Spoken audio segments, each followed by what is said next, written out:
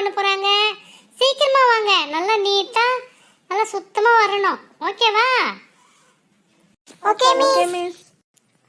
ஏ மீனா, எங்க அந்த பொண்ணு காணா? ஸ்கூலுக்கு டைம் ஆகுதே. யோ, அது ஜம்ப் பண்ணியா?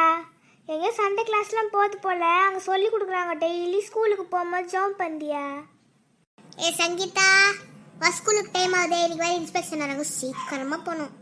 இதோ வரேன்டி ஸ்வீட்டி. ஐயோ ஸ்வீட்டி, எங்க பாருடி, ஒரு தாத்தா கீழே விழுந்திருக்காரு.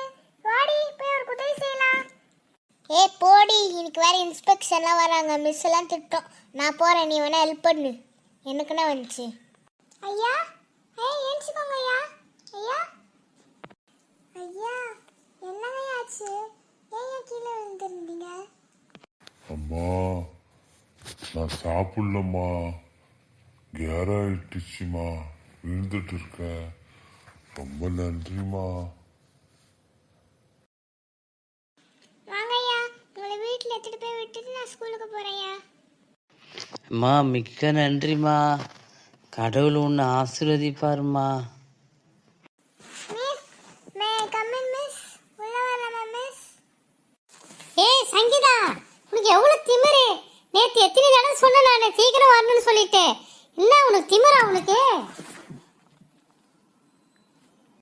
Miss sorry miss. Good morning children. யாமா உனக்கு லேட்டு?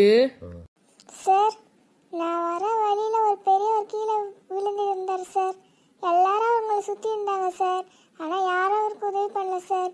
நான் அவருக்கு உதவி பண்ணி அவரை வீட்டில் விட்டுட்டு வந்தேன் சார். அதுதான் சார் லேட் ஆயிடுச்சு. ஓ, வர வழியில் அப்படியே டிராஃபிக்காக ஒரே கூட்டமாக இருந்துச்சு. அந்த பெரியவருக்கு தண்ணி குத்துந்து நீ தானே அது?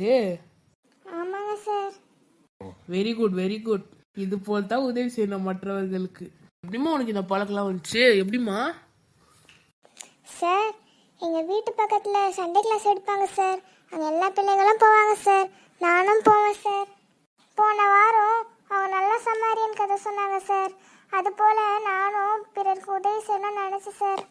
Very good. எல்லாம் பாப்பா கை தட்டுங்க. பாருங்க, இந்த கதையில பாப்பா இந்து புள்ள சண்டே கிளாஸ்க்கு போறா. அந்த சொல்லிட்டு அந்த கதையை கேட்டு மற்றவங்களுக்கு உதவி செய்யணும்னு உதவி செய்யறா.